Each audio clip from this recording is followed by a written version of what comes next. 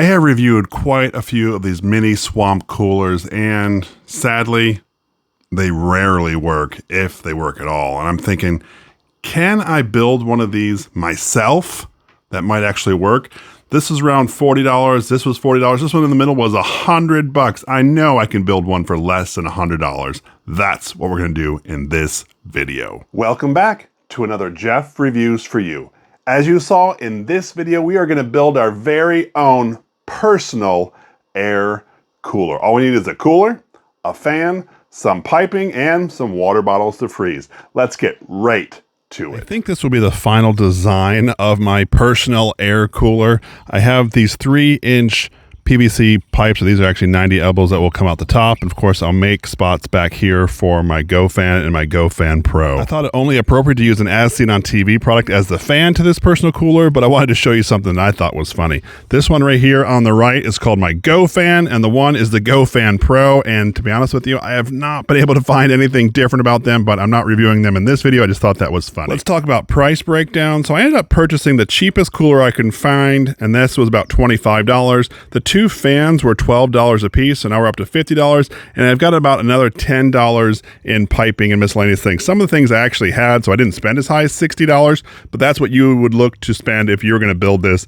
on your own. I also picked these specific sizes on purpose because I already have hole saws, and I know this is perfect for the Go fans, and of course I have a 3.5-inch one that would be perfect for the pipe. What I'm going to do now is I'm going to draw up my lines so I know where to drill. I'm just going to make some reference marks first. So I actually have the GoFan clipped right here on the handle, and that's how I'm going to hold it, right? I'm not going to screw it in, it's just going to be clipped on the handle. So I'm just going to take a marker and mark an edge on the front and the side, just so I know when I start drilling. I'll do that on both sides and get my hole saw ready. Now for the moment of truth, I'm going to line that up as best as I can. Start the drilling.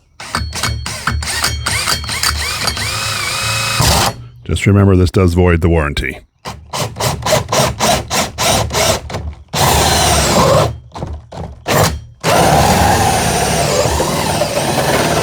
So we've actually gone through the first layer. Now we are going to drill down through the second layer, and I'll show you what it looks like.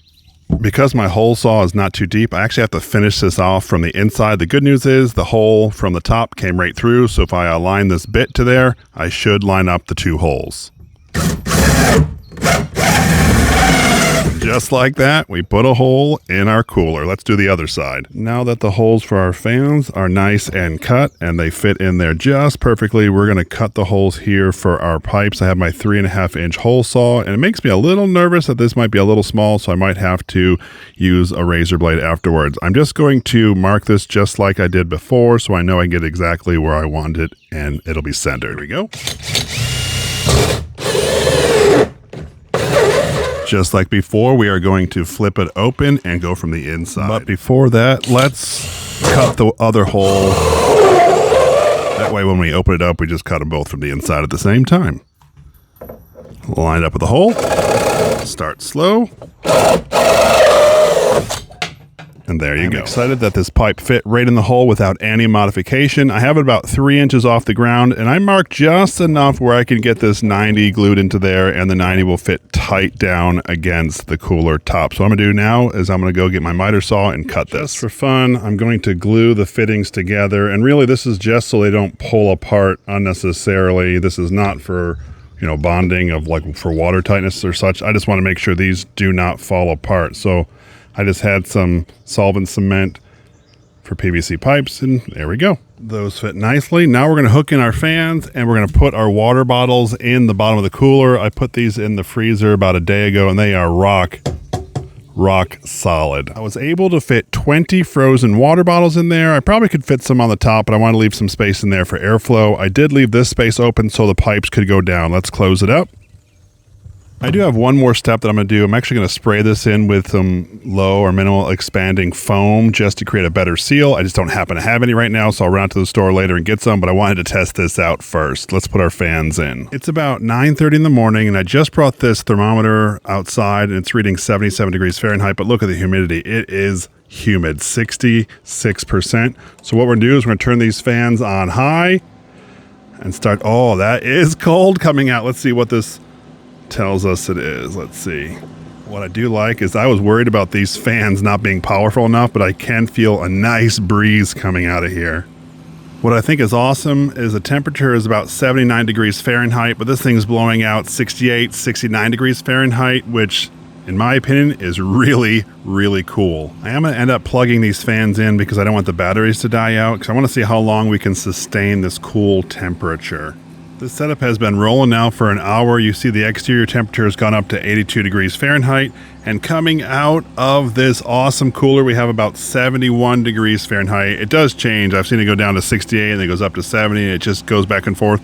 It's really nice that we have about 10 degrees Fahrenheit cooler coming out. I think it's going to rain in a little bit, so I might take this whole thing inside to a room. I did notice that being outside, these were completely frozen bottles of water, and yes, there still is ice on the inside, but they are melting relatively quick. I forgot to mention that we have our Jackery Explorer 240 powering the whole thing. We ended up leaving this outside for yet another hour because the sun came up, the clouds started to go away. Look at the temperatures we've seen. Right now it's 97 degrees Fahrenheit, but it's gotten as high as 99 degrees Fahrenheit. Our humidity has dropped down to 44%. Most importantly, look at the temperature that we are still getting out with those same frozen water bottles that we put in 2 hours ago, 66, 67 degrees Fahrenheit. That is really impressive. So, tell me, what are your thoughts of this as seen on TV DIY personal air cooler? What are your thoughts? Let me know down in the comment section below. I would love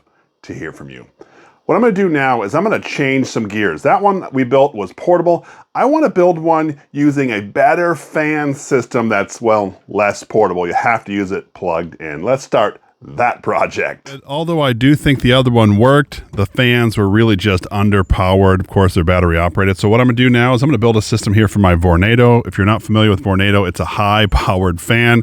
So I'm going to end up using this oscillating tool or multi-tool to cut a hole right here in the middle. I'm going to use those same 3-inch pipes that we had before on the sides, but I'm really excited to see this one work, and we're going to use this one inside. The entire top layer, you can see that I actually drew the circle off center to the left a little too much the first time, and so I wanted to make sure I centered it, so I changed it up, and I can just clean this off later.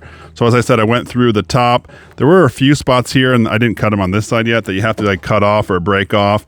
And then what I'm going to do is I'm going to start just going down right through here to the next level, so I have both the top and the bottom cut through. Fits in nicely. Now I'm going to drill my holes right here on the sides for our vents. I'm going to use that same hole saw that I used on the other cooler. We are all done with the holes, and I'm really excited. We are now going to use some of the gap filler here and fill the gaps on both sides because I want to make sure we get the least amount of air escaping out of the sides. I've waited a few hours to let this dry, and then really all I'm doing is taking a knife and cutting around the entire circle, really just cutting off the excess. I should say the insulation portion is just truly optional. I opted to do it because I thought it maybe help, but definitely not something that needs to be done. Everything is cut around, and now our fan fits in perfect. Let's go try this out. Recently, I was asked a few times, how come I use a food probe as far as testing temperature? And the reason I do that, one, is because it's portable, and two, because it's pretty accurate.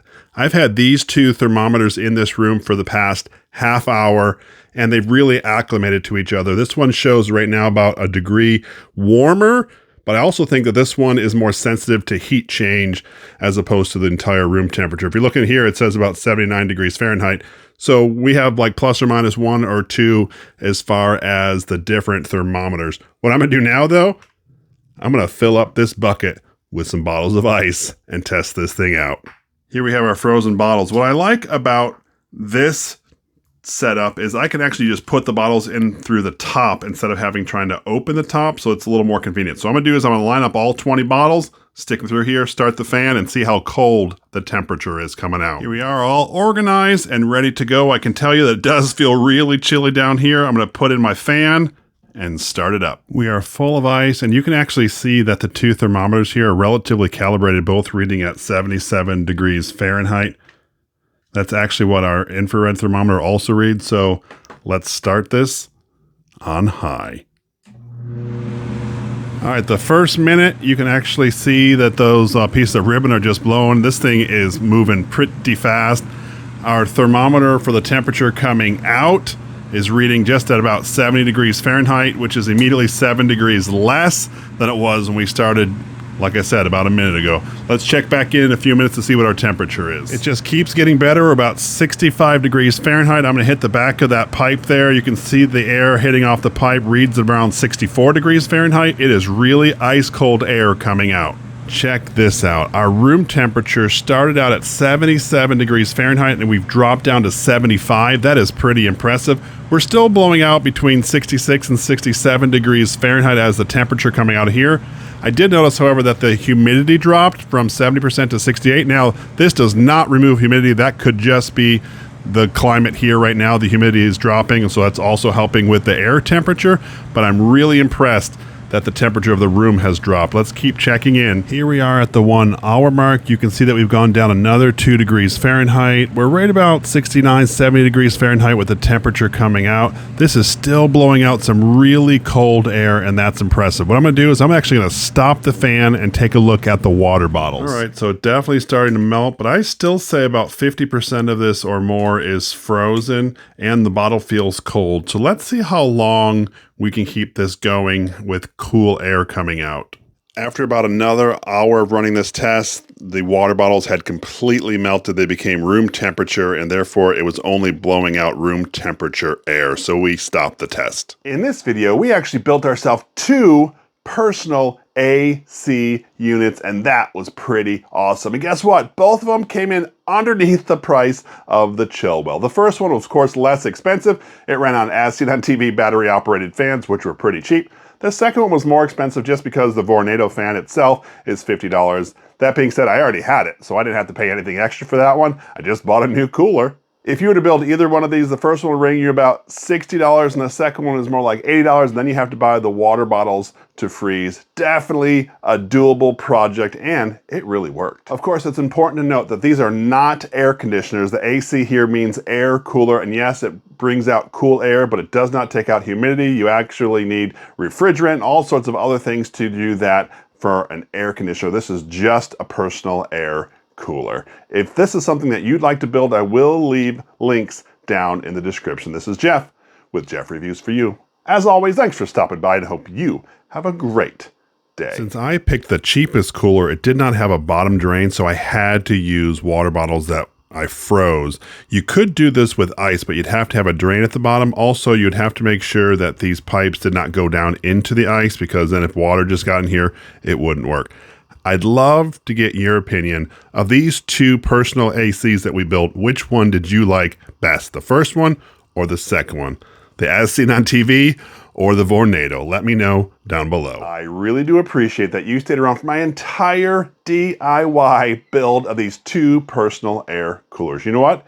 In this video, we referenced our review of the Chillwell personal AC. What I'm gonna do is I'm gonna link that review right up here, and I would love it if you would click on this link. And when you do, by the magic of the internet, I'm going to join you at this review. So go ahead, click it. It's safe, I promise.